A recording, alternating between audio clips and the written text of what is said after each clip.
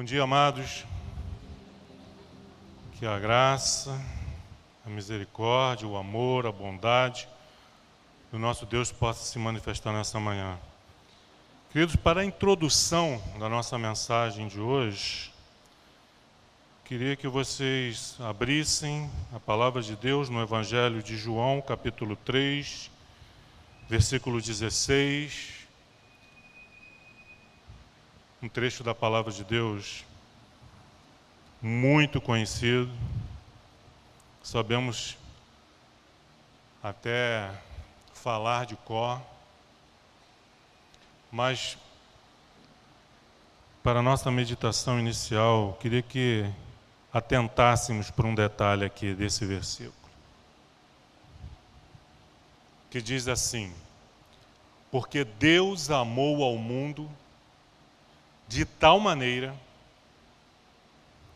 que deu o seu Filho unigênito, para que todo aquele que nele crê não pereça, mas tenha a vida eterna. Deus amou ao mundo, a humanidade perdida, de tal maneira, de maneira tão absurda, extraordinariamente incomparável, que o que Ele fez por essa humanidade, o que Ele fez por nós? Deu o seu Filho unigênito. E nós sabemos com que propósito que o Filho de Deus nasceu. Para morrer em nosso lugar por causa dos nossos pecados. Pensem nisso. Na semana do Natal, enquanto o mundo está envolvido com compras, com ceia, com presentes, com esse espírito que deixou de ser natalino já há muito tempo, se tornou um espírito consumista. Eu tenho que comprar, eu tenho que presentear. Se você pode, faça isso, mas nós não temos essa obrigação. Não entre nessa. Eu lembro do tempo que, nessa época, a programação da TV falava do nascimento de Jesus. Mostrava ali Maria recebendo a visita do anjo, sendo comunicado do nascimento do menino, José, eles indo para Belém, a criança nascendo. Hoje em dia, se você procurar um filme com tema natalino, é só Papai Noel, é só fantasia. Não, o Natal deixou de ser comemoração do nascimento de Jesus. E nós precisamos ter um pensamento diferente. Nós estamos na contramão do mundo, queridos. Nós temos que renovar o nosso entendimento, não deixar que o nosso entendimento seja moldado por este mundo. Não vos conformeis com este mundo, com este século, mas transformai-vos. E nós somos a verdadeira resistência. Filhos e filhas de Deus, nós temos que lutar contra isso. E como vamos fazer? Não nos rendendo a isso. Por quê?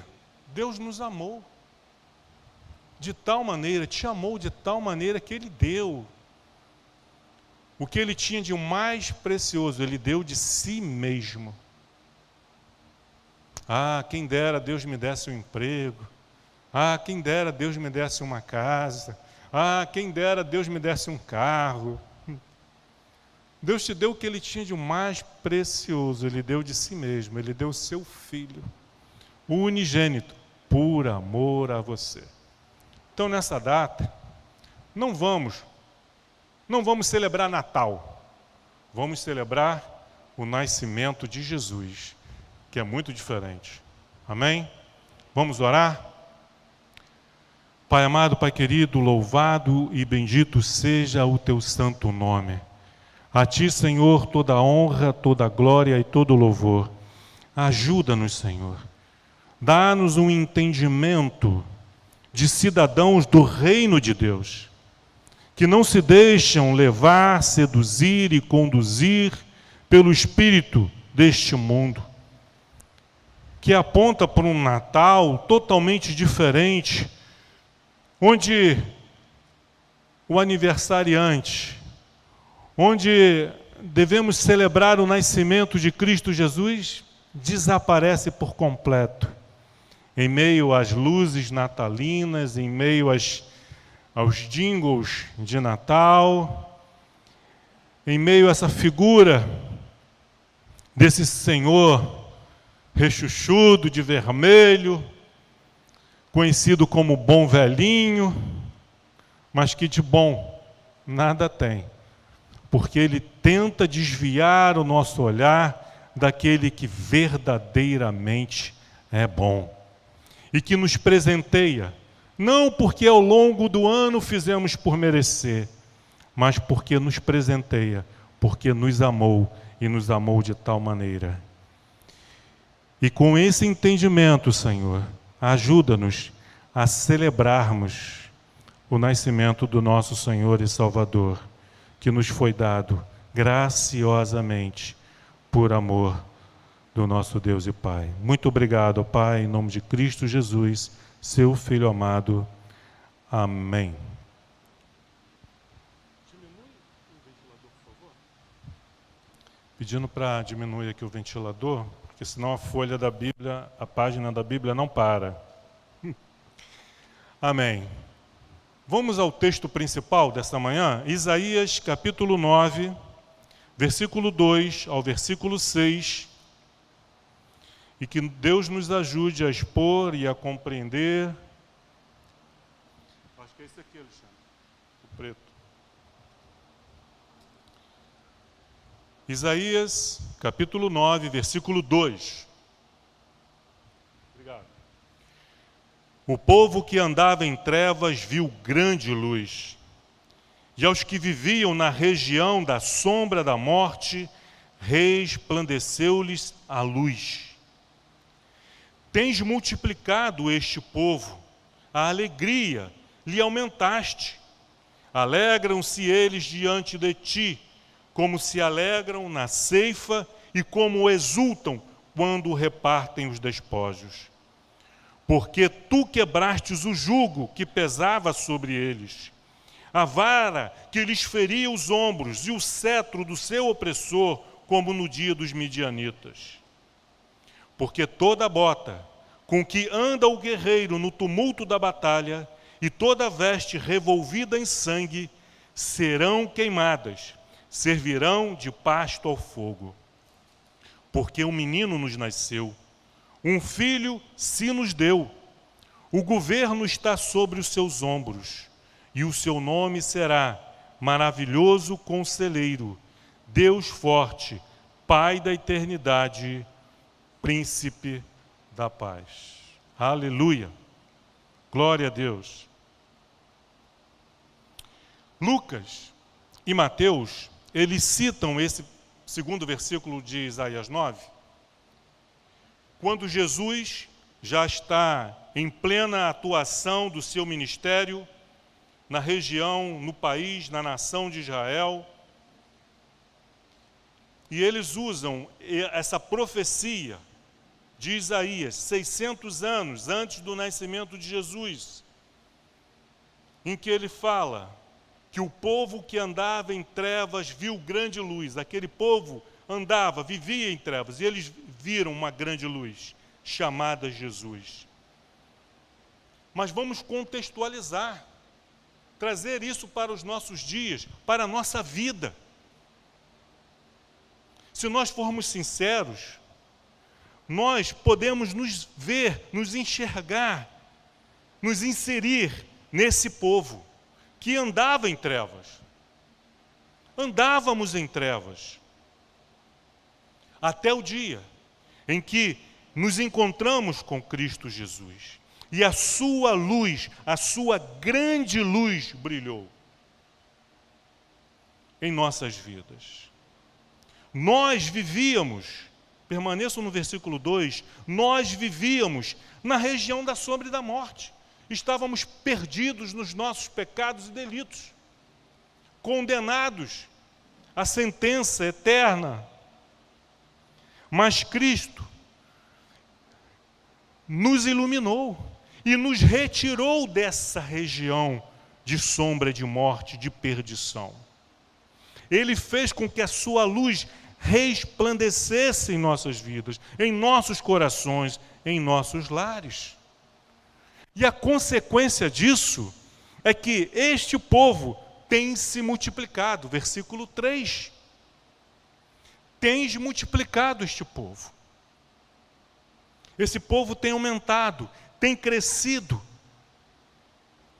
Porque este povo que andava em trevas e viu luz, que vivia na região da sombra e da morte,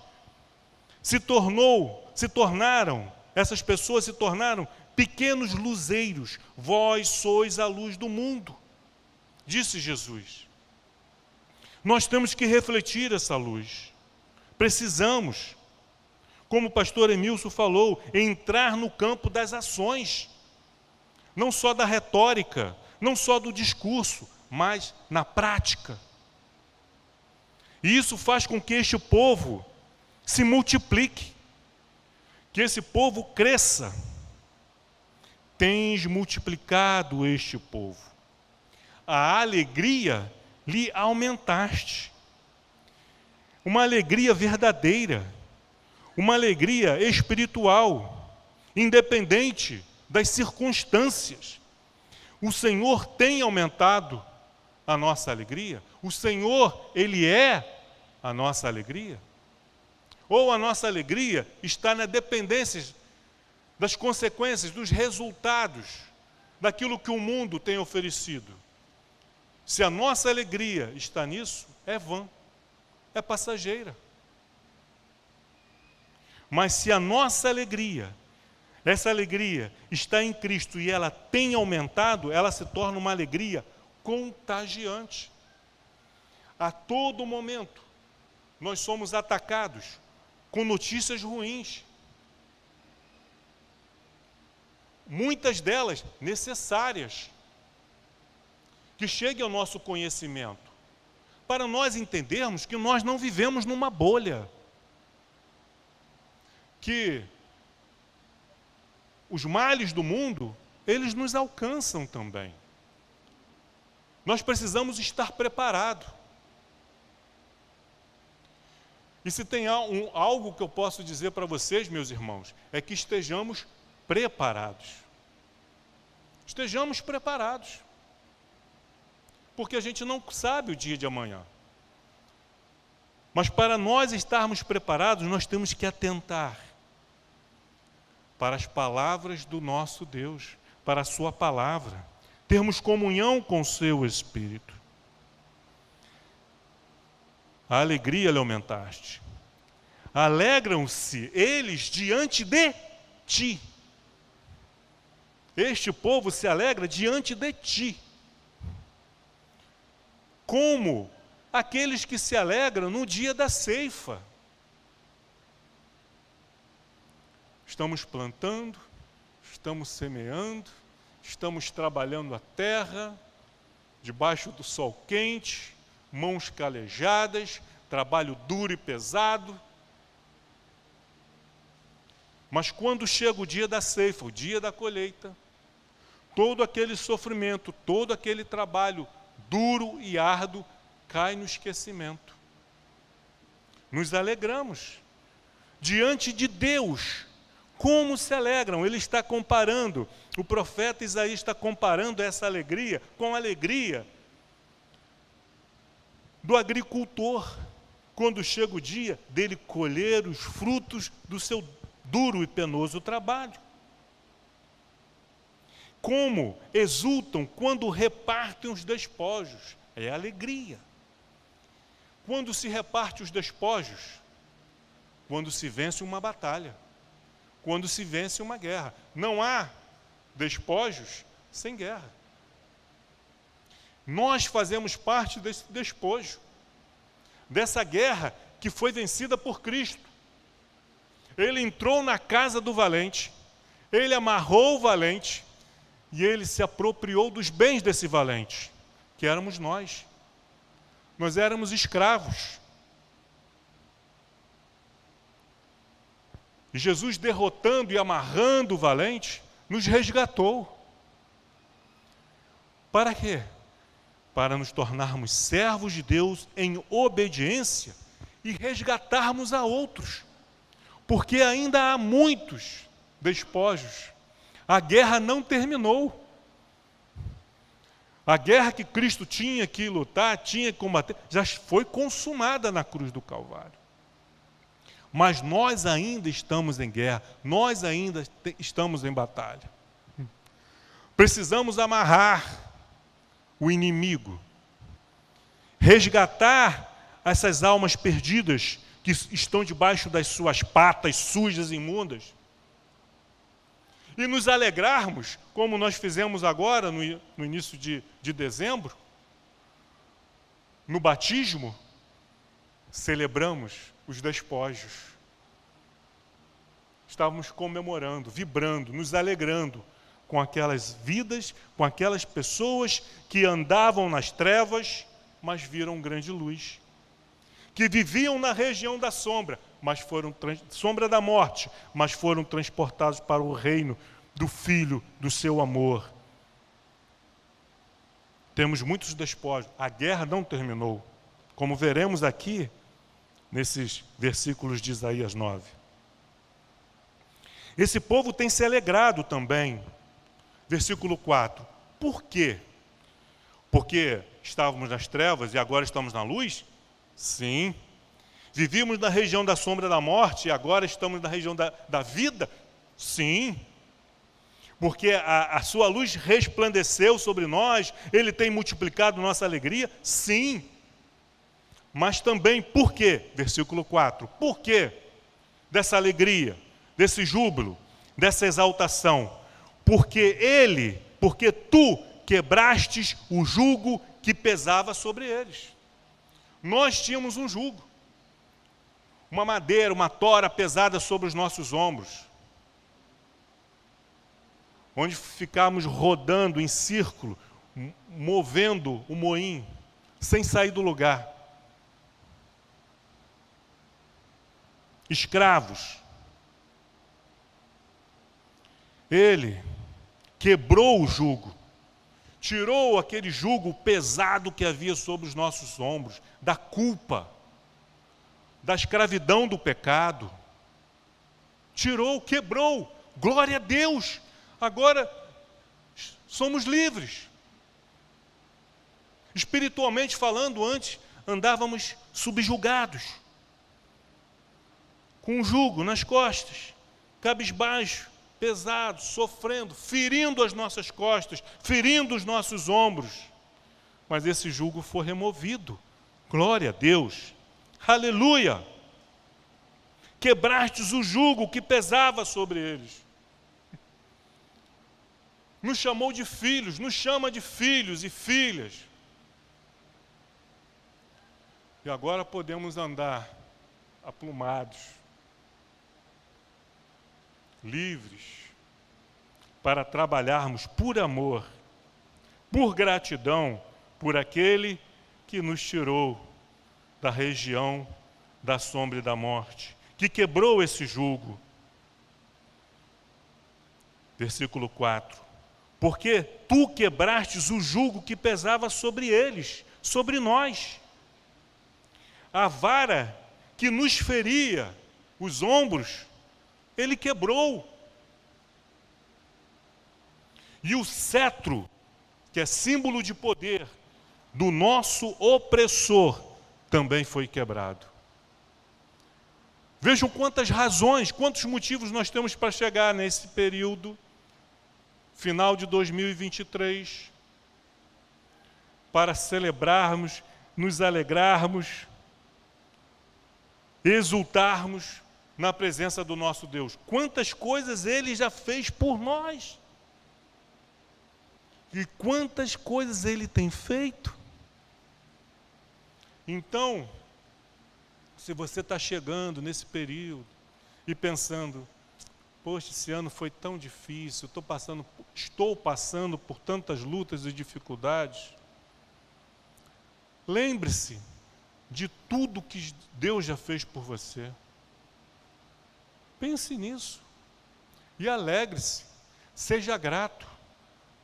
Ao invés de ficar murmurando e reclamando, agradeça a Deus. Lutas todos temos, mas motivos para agradecer a Deus, de nos alegrarmos, de exultarmos, só os filhos de Deus têm. Porque tu quebrastes o jugo que pesava sobre nós, a vara que nos feria os ombros e o cetro do nosso opressor foi quebrado. Aleluia! Vejam que todos os verbos usados por Isaías até agora está no passado. Ele está falando de algo que vai acontecer. Mas quando Deus fala a respeito de algo que vai acontecer, nós podemos usar esse verbo no passado. Porque se Deus falou, vai cumprir. Se Deus falou, mas vai depender das circunstâncias, vai depender disso. Não, não depende.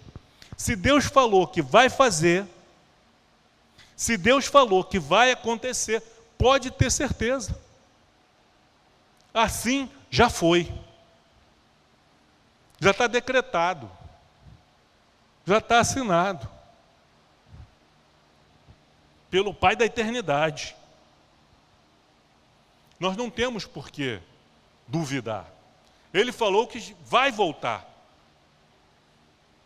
para buscar a sua igreja. Então, na eternidade, esse dia já aconteceu. Já aconteceu. Não no nosso tempo, mas na eternidade já aconteceu, porque ele falou que vai voltar, então ele vai voltar. E não tem nada nem ninguém que possa impedir isso. Aleluia. Mas vejam que no versículo 5, o verbo agora, ele sai do passado e vai para o futuro. Versículo 5. Porque toda bota com que anda o guerreiro no tumulto da batalha e toda veste revolvida em sangue serão queimadas, servirão de pastos ao fogo. Por que está no futuro? Porque, como eu já falei, nós ainda estamos em batalha. Não chegou a hora de você tirar as vestes de batalha. Não chegou a hora de nós nos despirmos da armadura. Não chegou. Se você não está revestido dessa armadura, que Paulo cita, trate de colocar essa armadura. E não está na hora de, a batalha terminou. Não. Podemos ter alcançado uma vitória aqui, outra ali, mas a batalha não terminou. Mas chegará o dia, haverá o dia, em que a batalha será definitivamente encerrada. Em que Deus vai olhar e vai dizer, basta, acabou. E não vai ter recurso, não vai ter apelo no Congresso, nem no STF, nada que possa impedir. Nem as Nações Unidas, nem todas as nações do mundo poderão impedir que esse dia chegue. E aí, quando esse dia chegar, as nossas botas, que nós vestimos no tumulto da batalha, porque nós estamos no tumulto da batalha. Estamos. Se você não percebeu isso, você precisa tentar. Nós estamos numa guerra. Estamos num conflito. É o povo de Deus contra o exército do inimigo. Não podemos baixar a guarda. Por isso Jesus disse aos seus discípulos, orai sem cessar. temos que estar constantemente em espírito de oração. Porque é quando baixamos a guarda e achamos que está tudo bem, aí é que o inimigo nos ataca. Jesus estava no deserto, jejuando há 40 dias e 40 noites. Foi lá. Estou vindo de um jejum, uma semana de jejum, o diabo não pode comigo, ele vai estar correndo de medo. Mentira. Se ele tentou Jesus, num momento em que Jesus, num momento de oração, de jejum, de consagração, ele teve o descaramento de ir lá no deserto tentar Jesus, não vai fazer conosco, queridos? Temos que viver no mundo real. Um dia chegará o dia em que essa bota revolvida no tumulto da batalha, toda suja, essa veste revolvida de sangue, aí nós poderemos tirar e será queimada. Porque haverá o dia em que não teremos mais que pegar em espadas, não teremos mais que ir para o campo de batalha, porque o inimigo, os seus anjos e os seus seguidores terão sido lançados no lago de fogo e enxofre por toda a eternidade. E nós teremos uma vida, uma eternidade de paz e tranquilidade. Mas esse dia não chegou. No mundo espiritual, sim, mas nos nossos dias nós ainda estamos lutando. Porque toda bota com que anda o guerreiro no tumulto da batalha e toda veste revolvida de sangue serão queimadas, servirão de pasto ao fogo. Por que esse dia vai acontecer? Por que esse dia vai chegar? Porque um dia um menino nos nasceu. Um filho se nos deu. Se esse menino não tivesse nascido, se esse presente não nos fosse dado, estaríamos lutando uma batalha em vão, onde nós seríamos derrotados. Não teria jeito de vencermos essa batalha, porque ainda estaríamos em trevas, ainda estaríamos andando pela região da sombra e da morte, ainda estaríamos sobre um jugo pesado sobre os nossos ombros, oprimidos e feridos pela vara do nosso opressor. Israel conseguiu se libertar do jugo do Egito, de Faraó. Por quê? Porque Deus os libertou. Se Deus não tivesse agido com mão forte e poderosa, teriam morrido lá no Egito como escravos. Teriam deixado de existir. A nação de Israel teria deixado de existir. Da mesma forma, quem trouxe luz às nossas vidas foi Jesus. Quem foi que nos transportou? Obrigado, meu irmão. Dessa região da sombra da morte, foi Jesus. Quem quebrou o jugo? Foi Jesus. Quem adestra as nossas mãos para a batalha? Essa armadura que nós temos que vestir, essa espada, esse capacete, esse escudo, quem é que nos deu? Onde foi que você comprou? Onde é que eu compro? Onde que eu adquiro uma armadura como essa? Um uniforme? Onde é que nós adquirimos? Não tem. Não tem. Não temos como comprar. Não há loja que venda. Nos foi dado também. Ele nos treina. Deus adestra as nossas mãos para a batalha. A sabermos usar essa espada. A palavra de Deus é simbolizada por uma espada. Mas de que adianta uma espada na mão de quem não sabe usar? Você tem uma espada na sua mão. Saiba usar. Aprenda a usar. Foi o que Jesus fez no deserto. Ele usou a palavra. Ele usou a espada para rebater a tentação, as mentiras de Satanás. Então, louvado seja Deus por esse menino que nos nasceu. Por isso eu digo, eu disse no início, não vamos celebrar o Natal, esse Natal, e não fujam disso, saiam disso. Vamos celebrar o nascimento desse menino. Vamos nos alegrar por esse presente, esse filho que nos foi dado.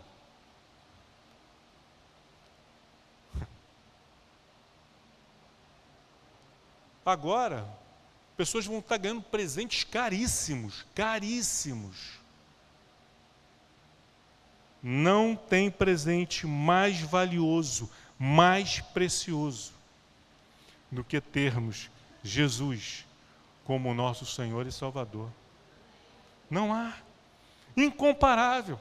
Nós temos um presente que nos foi dado por Deus, que nem todo o dinheiro desse mundo pode comprar. Então, vamos celebrar o nascimento de Jesus.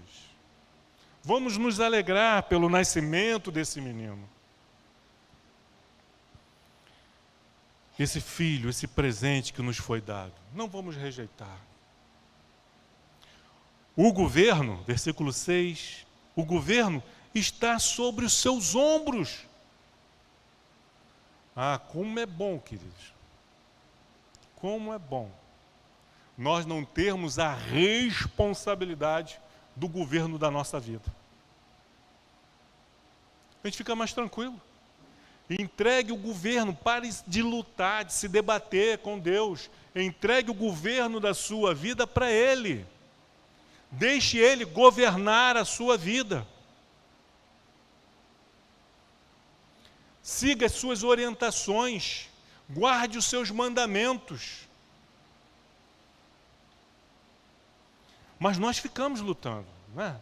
Não, Jesus é meu Senhor, Ele é meu Senhor, mas Ele manda eu ir por aqui, mas Senhor, por aqui, não, mas Vladimir, vai por aqui, mas Senhor, e aí eu disfarço, e vou meio que, né, estou de frente para o caminho que Ele mandou, mas eu estou andando assim, para trás, porque eu quero assumir as rédeas, eu quero assumir o controle. Deixe, o governo está sobre os seus ombros, o governo de todas as coisas. Ele é o Todo-Poderoso, Ele é o soberano. Deus está no governo da sua vida? Deus está no governo da sua vida ou você ainda faz o que você quer, o que você bem entende? Você julga, avalia as suas decisões com um olhar humano? Ou você se prostra, você ora, você consulta a Deus? Você consulta a palavra de Deus? Ou simplesmente vai tomando as suas decisões de maneira inconsequente? Deixe Deus assumir o governo da sua vida, da sua casa, da sua família. Voltando para os governos, as nações, os reinos, esses homens e mulheres tão presunçosos, tão arrogantes, tão cheios de si, acham que o governo está nas mãos deles. Não está. Quando Deus fala, basta, acabou, acabou. O coração para de bater, infartou, morreu, acabou. Arrogância. Homens tão poderosos, tão cheios de si, pobres e infelizes. E que nós não estejamos, não façamos parte desse grupo de pessoas pobres e infelizes, que ainda vivem, que ainda andam em trevas, na região da sombra da morte, que ainda tem sobre os seus ombros um jugo pesado.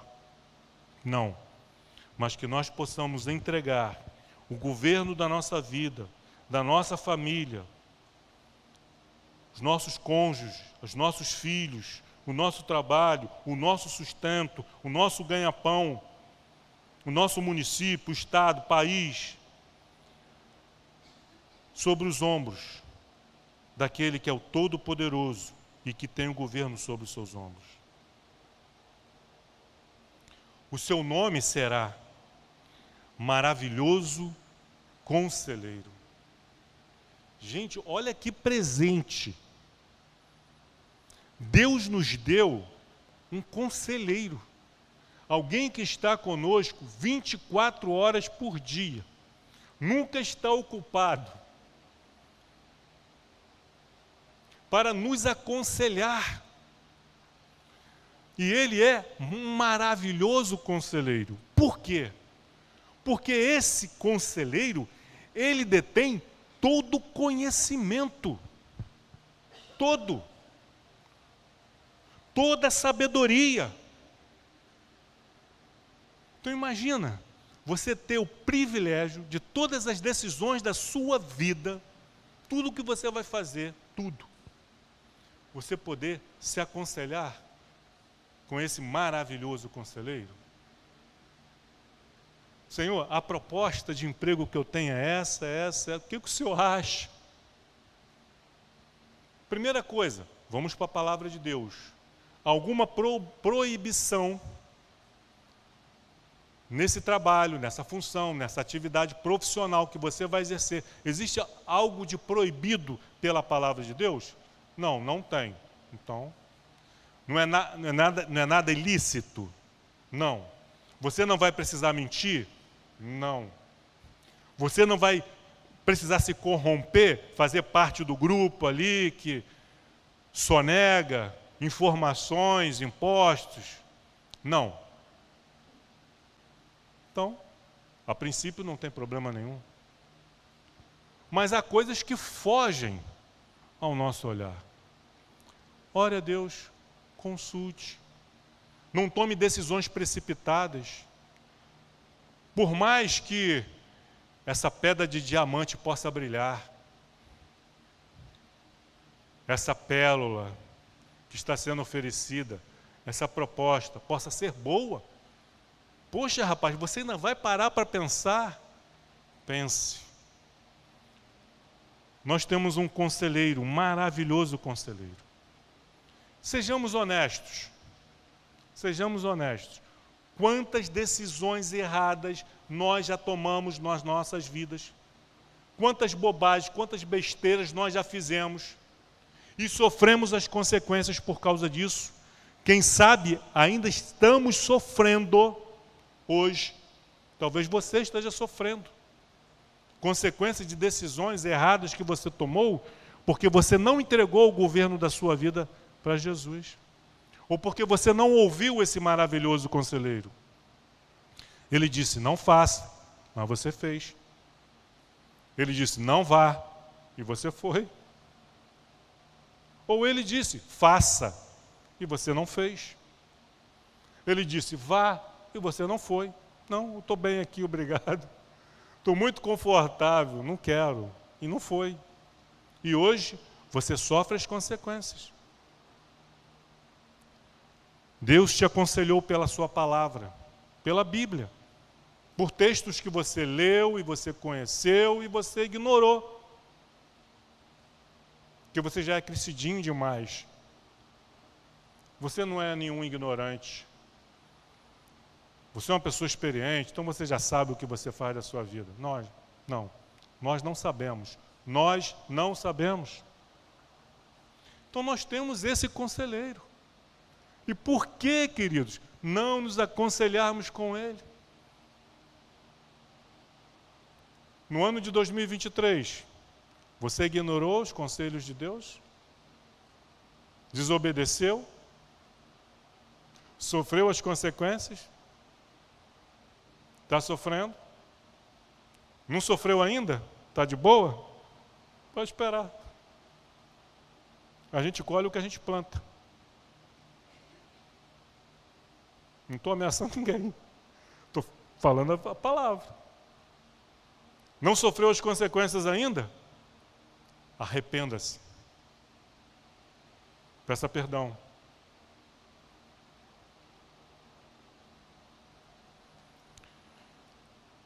Conselho. Quantas pessoas vão entrar 2024 endividadas porque se deixaram levar por esse espírito de consumismo agora em dezembro? Aí o pastor fala assim, não, porque final de ano a receita da igreja cai. Mas cai por quê? Talvez seja porque você acabe gastando além do que pode, coloca no orçamento o dízimo e a oferta, gasta, e aí quando vem o boleto lá do cartão de crédito, e aí você deixa de cumprir com a sua obrigação com o reino de Deus, porque entrou nesse consumismo. Vamos comprar, vamos consumir. Se você puder, querido, comprar uma roupinha nova, se você estiver precisando de uma roupinha nova, compre. Mas com sabedoria. Para que comprar? Se você pode, está podendo. Para que comprar bacalhau? Para que comprar esses itens de ceia, de Natal, caríssimos? Aí você compra um pouquinho de uma coisa, um pouquinho de noz, um pouquinho de castanha, compra um pedacinho de bacalhau, vai comprando. Quando passa no caixa do mercado, pum, estourou o cartão. Para quê? Celebre o Natal. Celebre a virada de ano. Venha para a igreja, passar os últimos minutos, as últimas horas de 2023, louvando ao Senhor, agradecendo a Ele pelo que Ele fez, e entrando os primeiros minutos de 2024 com fé, com confiança, com esperança. Celebre, faça uma mesa bonita, use as frutas da estação, faça uma ceia, faça uma comidinha diferente, nova, bonita, mas sem se endividar. Bom, é um conselho, e conselho segue quem quer. Então, se você tiver juízo, meu 13º está lá, não toquei. Vou preparar as coisas, vou fazer o que eu tenho que fazer com um orçamento já normal. Meu 13º está por quê? Sabedoria. Você sabe o que virá em 2024? Eu sei que em 2024 vai vir o carnezinho do IPTU. Vai vir o IPVA. Outros impostos, outras contas para pagar. Mas eu gastei tudo agora, no final do ano, entrei nesse espírito de consumismo, saí comprando tudo, gastando tudo. Aí quando chega em janeiro, pastor, não tem as entradas, não tem os dízimos. Não estou falando isso para garantir o dízimo da igreja, não. Não. Porque essa é uma ordenança de Deus, é um mandamento de Deus, e segue. Quem for sábio, ouça a palavra, o conselho desse maravilhoso conselheiro que é Jesus. Isso serve para tudo na nossa vida. Vai viajar? Ore a Deus. Vai mudar o filho de escola? Ore a Deus. Vai mudar de emprego? Ore a Deus. Pergunte, fale com esse maravilhoso conselheiro. E ele vai te aconselhar. Com certeza. Mas ele também será chamado por Deus forte. Aleluia. Glória a Deus. Deus forte. Vocês prestaram atenção na letra dos louvores que nós cantamos, falando das grandezas, das maravilhas, do poder, da grandeza de Deus? Vocês estavam ligados? A quem dera nós vivêssemos aquilo que nós cantamos. Diante das lutas, não me abalarei. Daqui a pouco chegou, aí você fica abalado. O livro de Salmos, que é um inário, nós vemos esses altos e baixos na vida do salmista. Ora, o salmista está lá em cima, né? Confiante. Ora, o salmista está lá embaixo. Somos nós.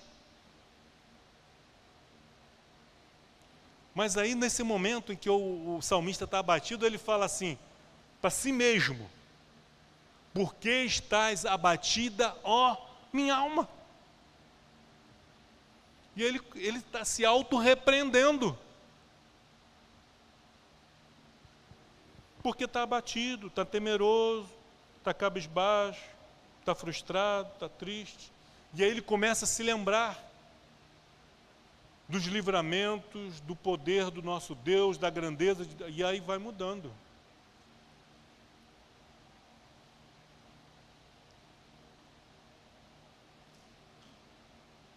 Nós temos um Deus forte, nós não temos um Deus fraquinho. Ele não precisa pedir consentimento para ninguém, para mudar a tua vida, para mudar a tua história. Não precisa. As coisas estão debaixo do conselho da sua vontade. Às vezes a vontade de Deus é sempre de nos abençoar. A vontade é essa. Ele quer nos abençoar. Mas há momentos em que a bênção de Deus vem com um não. Vem com uma repreensão. Vem com uma correção. Porque se Ele não nos amasse, Ele não nos corrigiria. Nos deixaria a própria sorte. Mas Ele ensina, Ele instrui, mas também corrige. Também pune. Também nos põe de castigo. E quando Deus nos colocar de castigo, quando Deus nos repreender, quando Deus chamar a nossa atenção, não fica de bico, não. Mas que Deus ruim. Não. Ele está fazendo isso porque Ele te ama. Ele quer o teu bem. Ele está te corrigindo para o teu bem. Então seja grato. Senhor, obrigado pela correção. Obrigado, Senhor. Então Ele é um Deus forte, Ele é onipotente, Ele é o Todo-Poderoso. Nada lhe é impossível. E diante disso, nós podemos descansar.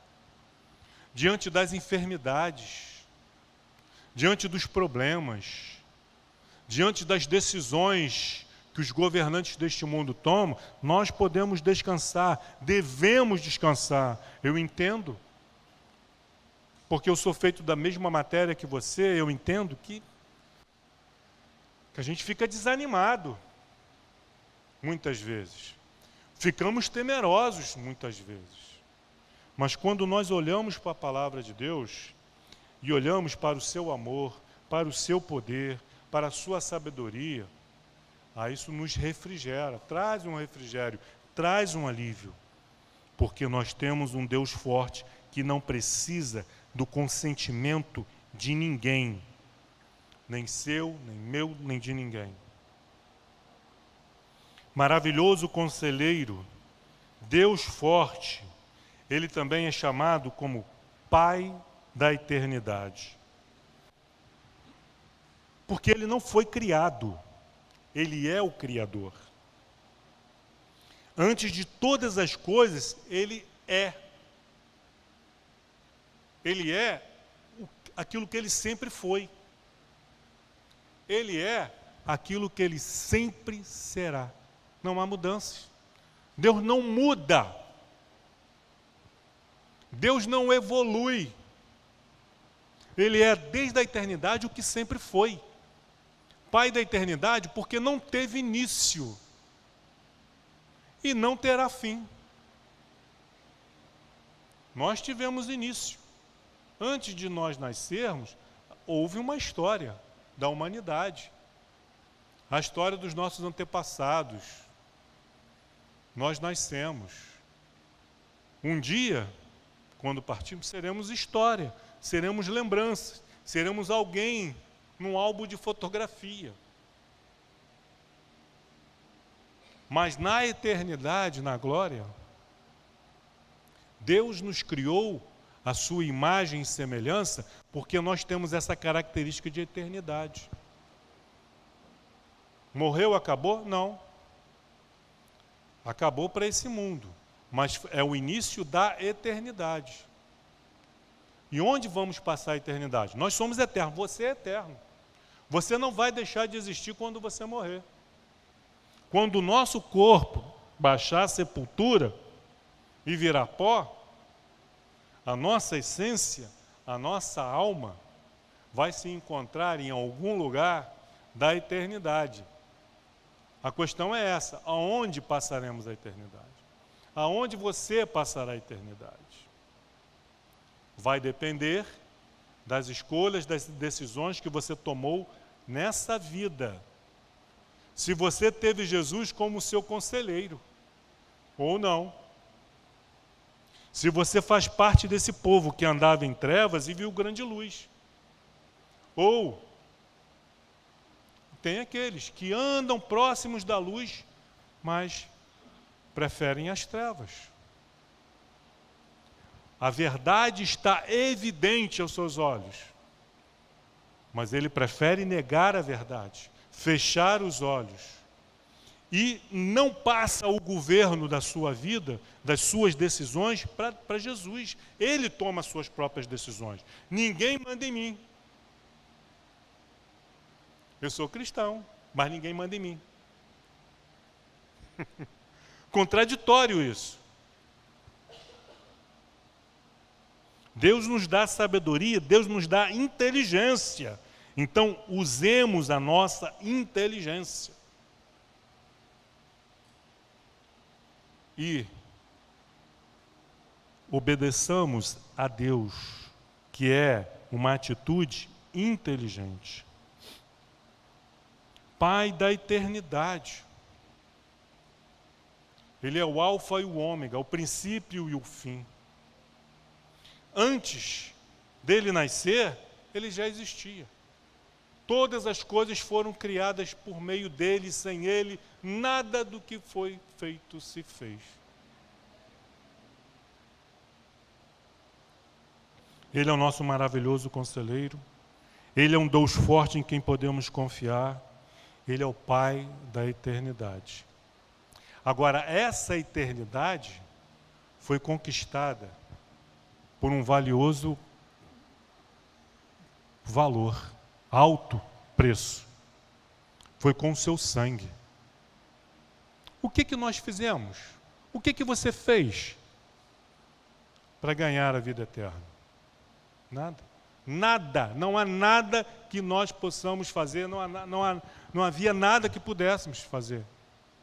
Se esse menino não tivesse nascido, se esse filho não tivesse sido nos dado, estaremos nessa batalha aí.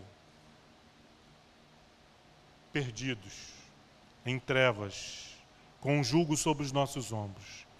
Mas graças a Deus, louvado seja Deus, bendito seja Deus, por esse menino,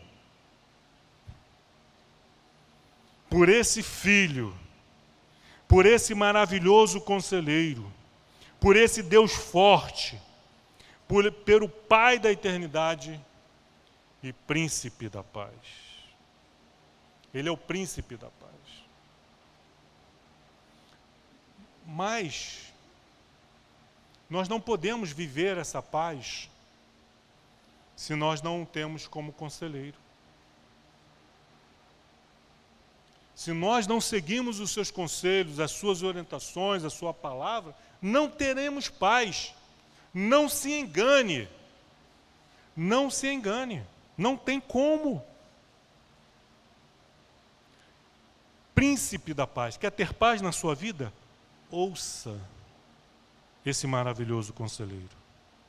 Quer ter paz na sua vida? Creia nesse Deus forte. Quer ter paz na sua vida? Receba a eternidade que nos é dada, que nos é concedida por intermédio da morte de Cristo na cruz do Calvário. Ele é o príncipe da paz.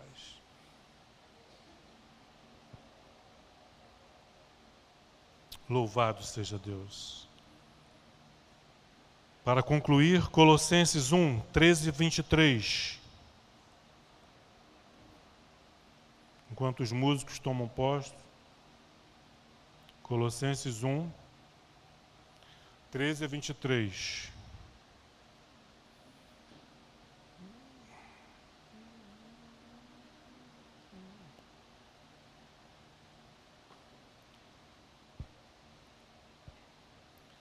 Vejam a semelhança desse texto de Paulo aos Colossenses com o texto que nós lemos aqui de Isaías 9. Ele nos libertou do império das trevas e nos transportou para o reino do Filho do seu amor, no qual temos a redenção, a salvação, a remissão dos pecados. Este, Jesus, é a imagem do Deus invisível, o primogênito de toda a criação. Pois nele, em Jesus, foram criadas todas as coisas, nos céus e sobre a terra, as visíveis e as invisíveis, sejam tronos, reis, sejam soberanias, os soberanos, quer sejam os principados, os príncipes, os principais das nações, quer as potestades, os poderes.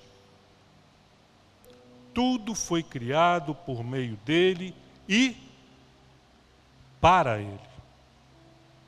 Ele é antes de todas as coisas, nele tudo subsiste. Ele é a cabeça do corpo, da igreja. Ele é o princípio, o primogênito dentre os mortos, para que em todas as coisas ter a primazia. Porque aprouve a Deus que nele residisse toda a plenitude, e que, havendo feito a paz pelo sangue da sua cruz, por meio dele, reconciliasse consigo mesmo todas as coisas, quer sobre a terra, quer nos céus. Ele fez a paz por meio do seu sangue na cruz, para nos reconciliar consigo mesmo. Nós éramos inimigos de Deus, pecadores, blasfemos, ímpios. E Ele tomou a atitude de nos reconciliarmos com Ele através do seu sacrifício. Deus disse para o homem: você está me devendo, mas fique tranquilo, eu vou pagar a tua dívida, para sermos reconciliados. Porque Deus amou o mundo de tal maneira que deu o seu Filho unigênito. Queridos, eu não sei as suas lutas, as suas dificuldades, não sei. Como você também não sabe as minhas. Eu não vou subir aqui para ficar chorando, mas eu tenho, como você tem as suas. Mas eu sei de uma coisa em comum que nós temos: motivos para agradecer a Deus, motivos para louvar a Deus. O simples fato de você estar aqui e deixou de ser simples, é motivo de você agradecer a Deus. Ah, está com dor no joelho, está com dor nas costas, está com dor ali, está com mal-estar, estou com problema de saúde, estou desempregado, Mas nós temos um grande motivo, um enorme motivo, uma grande razão para louvarmos a Deus e nos alegrarmos com Ele e celebrarmos o nascimento desse menino.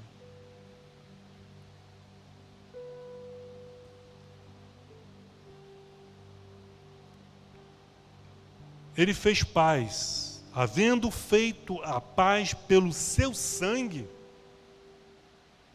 Ele não meteu a mão no bolso: toma aqui, paga a sua dívida. Não, deixa que eu assumo. Não. Ele teve que morrer no nosso lugar.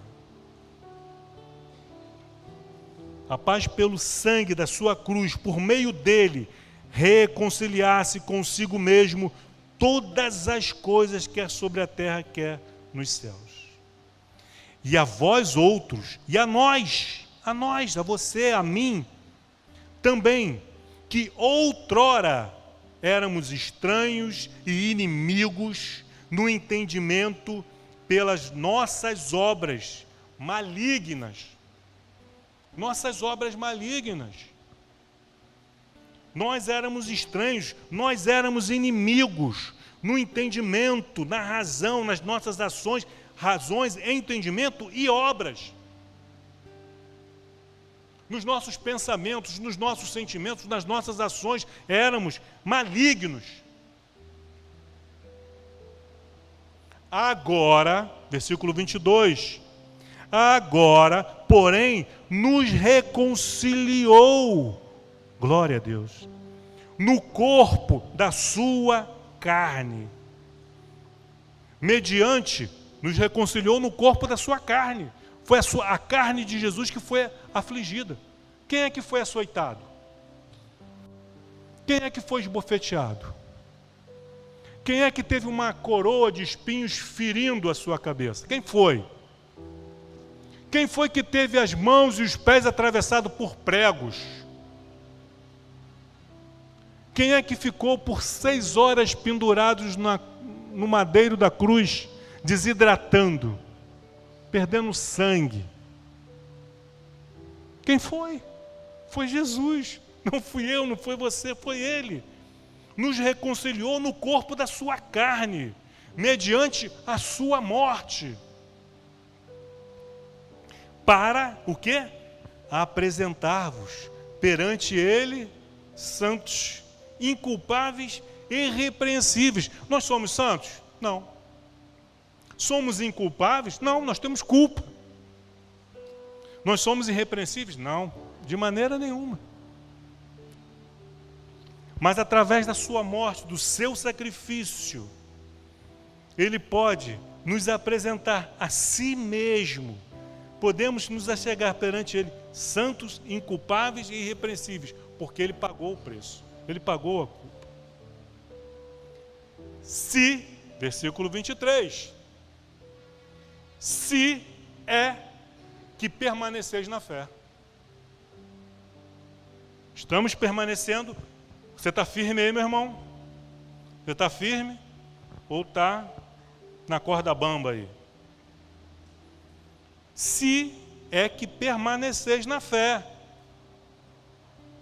alicerçados, firmes, alicerçar, um alicerce profundo, bem feito, sobre a rocha e firmes. Ele nos reconciliou no corpo da sua carne, mediante a sua morte, para nos apresentar a Ele mesmo, santos, inculpáveis e irrepreensíveis, se é que permanecemos firmes na fé.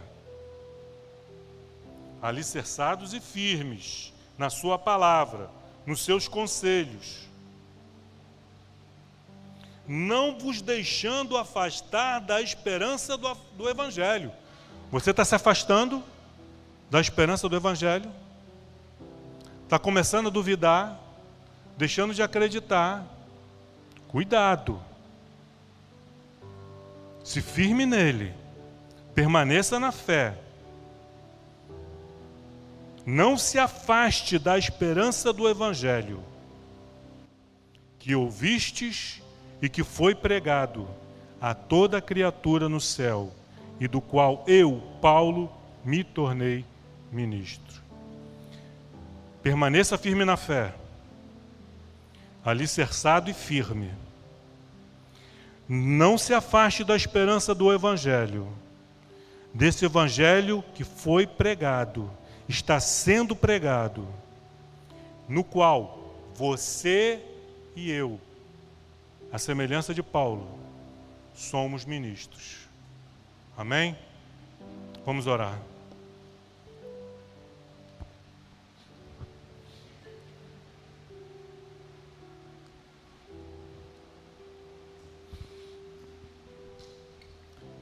Pai amado, Pai querido, louvado e bendito seja o Teu santo nome. Senhor, ensina-nos a celebrar com alegria, com gratidão, com sabedoria, com louvor, o nascimento desse menino, desse presente tão precioso, único, incomparável, que o Senhor nos deu, o seu próprio Filho. E que hoje, através do teu Espírito, é o nosso maravilhoso conselheiro, que nos orienta, nos guia, nos ensina. Que os nossos ouvidos estejam atentos à tua voz. Dá-nos, Senhor, um coração sensível e obediente a ti. Que diante das lutas, dos gigantes, das tribulações, das dificuldades da vida, possamos crer, entender e confiar nesse Deus forte e poderoso, que é por nós e que vive em nós.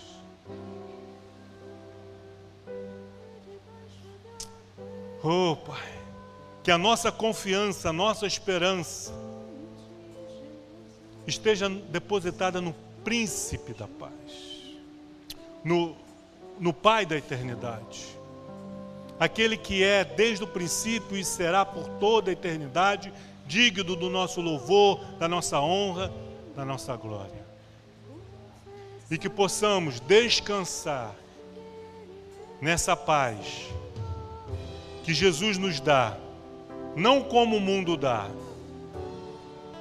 mas que nessa esperança, nessa confiança, possamos viver firmes, alicerçados, sem nos desviar, sem nos afastar da verdade do Evangelho. Muito obrigado, ó Pai. Em nome de Cristo Jesus. Amém.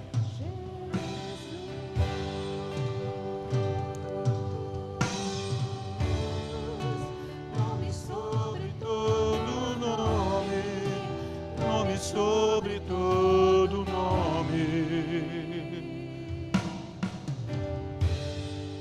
Abriu mão da sua glória. Semelhante a um homem, se esvaziou, servo tornou,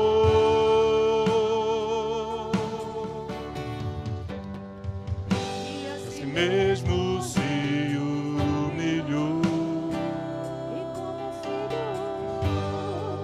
e como filho obedeceu até a morte de cruz. Mas o grande Deus, o nosso Pai, o exaltou e lhe deu um nome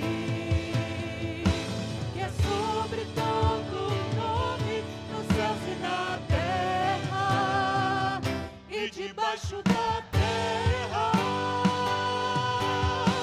Ao nome de Jesus, todo joelho se dobrará e toda língua confessará que Ele é o Senhor.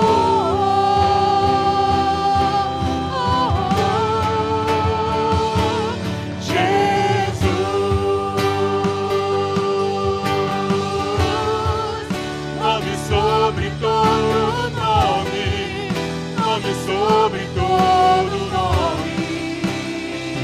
Jesus,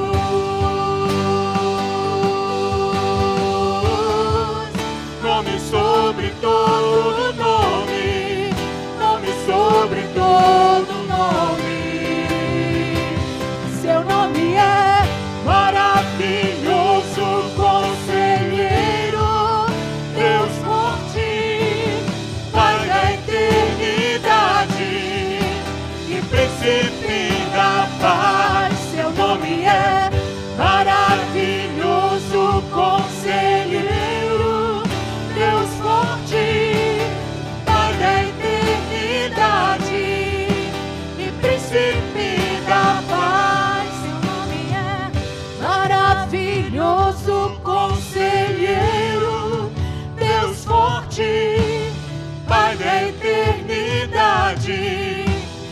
príncipe da paz, seu nome é maravilhoso, conselheiro, Deus forte, Pai da eternidade, e príncipe da paz, seu nome é maravilhoso, conselheiro, Deus forte, Pai da eternidade, e príncipe da paz.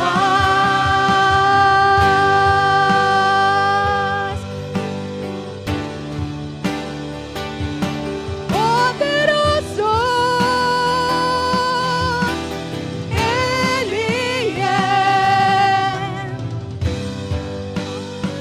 Ele é poderoso, Ele é digno de honra, Ele é digno de glória, Ele é, seu nome é maravilhoso, conselheiro, Deus forte, Pai da eternidade, e príncipe da paz, seu nome é maravilhoso, conselheiro, Deus forte, Pai da eternidade, e príncipe da paz.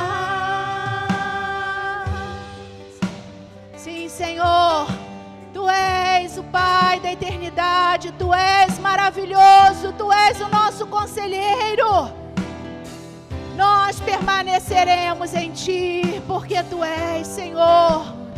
Tu és o início, o fim de todas as coisas, não há outro.